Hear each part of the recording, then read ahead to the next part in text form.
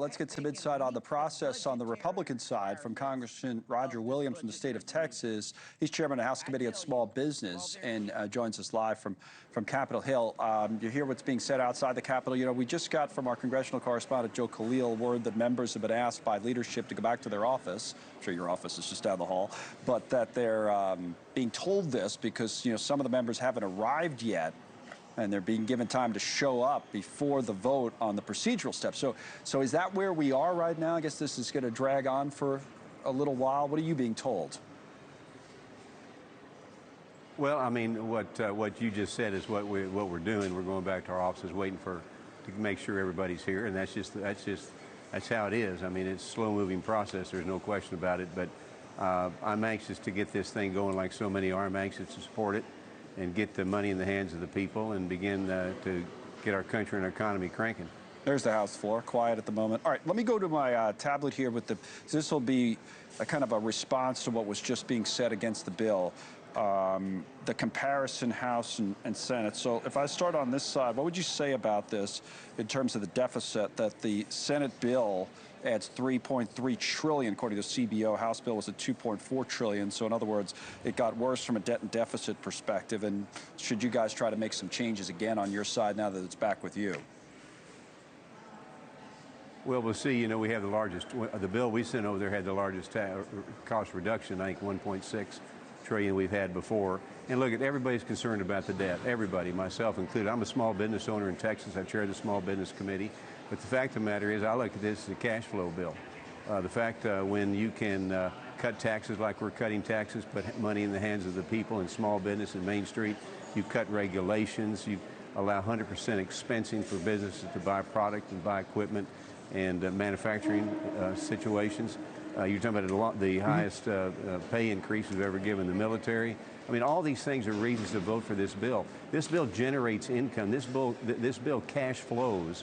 And look, I can tell you as a small business owner, as a car dealer, you have silos of cash flow, you have silos of cost. Right now, it's a cash flow bill. We need to get the money in the hands of the people, and we need to get business going again. Main Street's ready for this. That's why 75 million people voted for Donald Trump. Even the most optimistic projections, though, Congressman, maybe you've seen something different, don't say it's not going to add to the debt or it's not going to add to annual deficits. You know, it's just, I was saying yesterday, it's kind of an order of magnitude question. Get stronger growth than projected, maybe it won't be as bad, but you know, I don't see anybody saying it won't add something. Well, no, I didn't say that we weren't going to have any debt. The fact of the matter is, when you cut taxes, you create cash flow. When you cut taxes, you create more workers, you create more jobs, you create more people, and you got to have cash flow in any business you generate. So this is a cash flow bill, and then we've got to focus on expenses like any other business does and should, and then we can come up, hopefully we can balance a budget one day. But you got to have money going through the coffers to be able to do that, because a lot of the money, the cash flow we're going to generate is going to cut into the debt.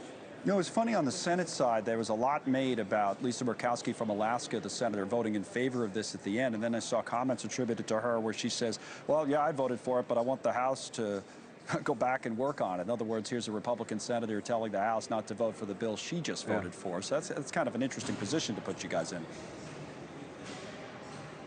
That's a real interesting position. The fact of the matter is they should have taken what we sent over there, which was satisfactory to everybody, and sent it back to us. But, you know, there's a lot of people passing the buck right now, but the fact of the matter is the House did our job. The Senate did what they could do. Now it's time to vote on it and see what we got, because I'm telling you, Main Street America, mom and pop, they're looking for the tax cuts. They're looking for the money. They want to invest. They want to grow. They want their family to do better. This bill does that. This bill doesn't penalize people, and we're ready to get it going. So I'm anxious, like so many, to go through the procedure tonight and see if we can't have it done by midnight, possibly. By midnight, okay. So final thing, this sounds to me like what I was reading in the Wall Street Journal from their editorial board this morning, which was that they said something, this is kind of a meh bill. They weren't thrilled with everything, but they said it had to pass because otherwise you're going to get a giant tax increase. That was the argument. That's your argument as well. You have to pass this even though it's not perfect, for that reason. Yeah. No, it's not perfect, but if you don't pass it, you have the largest tax increase we've ever had. We get back to the Biden era where people play defense instead of offense, where small businesses can't produce, they can't grow. So we need to pass this bill. And then, of course, we'll have chances here down the summer, reconciliation, other opportunities make tweaks if that's necessary. We need to pass the bill. 75 million people, as I said, voted for Donald Trump to do this very thing. Thank you for watching. Subscribe below and download our NewsNation app right now on your phone, and you will get fact-based, unbiased news for all Americans.